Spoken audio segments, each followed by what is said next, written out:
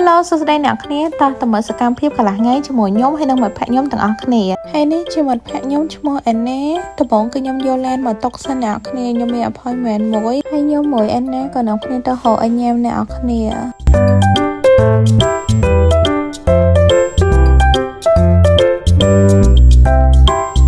ឡានហ្នឹងគឺមកដល់ហើយអ្នកគ្នាពួកខ្ញុំញ៉ាំម្ហូបកូរ៉េហើយនេះជាទិដ្ឋភាពនៅក្នុងហាងរបស់គេអ្នកគ្នាបន្ទាប់មកគឺខ្ញុំ order ជាមួយtteokbokki and មិត្តភក្តិខ្ញុំ order ជាមួយ soup tofu អ្នកគ្នាឡើយហ្នឹងគឺដល់មកញ៉ាំបញ្ញាំអ្នកគ្នាទៀតហើយ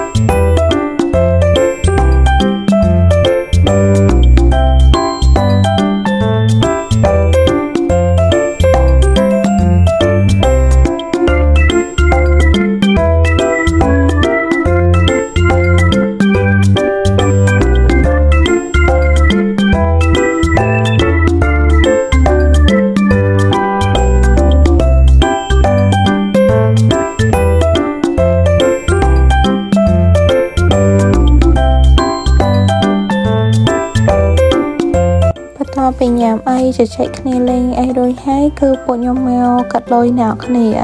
បន្ទាប់ពីកាត់លុយរួចហើយគឺខ្ញុំចេញទៅហៅទិញ Starbucks ហើយឡើយហ្នឹងគឺមកដល់អ្នកគ្នា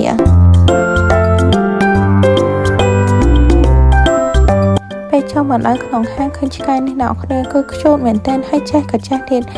នៅលើខ្លួនកែអ្នកគ្នាដាក់កែដកវាថាឆ្កែហ្នឹងជួយនាំផ្លូវម្ចាស់អីអញ្ចឹងដូចម្ចាស់ពីការមួយអីអញ្ចឹងអ្នកគ្នាបន្ទាប់ពី order បាន drink អីរួចហើយគឺខ្ញុំចេញទៅវិញអ្នកគ្នាគឺអត់បានផឹកនៅហ្នឹងឯង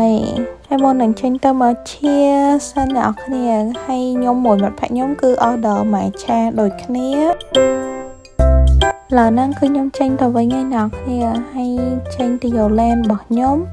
និយាយទៅកន្លែងយកឡានហើយនឹង Starbucks គឺនៅតុមុខគ្នាហ្មងអ្នកគ្នាជិះ template គឺដើរហ្មងបន្ទាប់ពីមកយកឡានអីរួចហើយគឺឡើយហ្នឹងគឺខ្ញុំចេញទៅវិញឯអ្នកគ្នាគឺទៅផ្ទះអញ្ចឹងវីដេអូយើងក៏មានតែប៉ុណ្្នឹងឯង Thank you អ្នកគ្នា Bye bye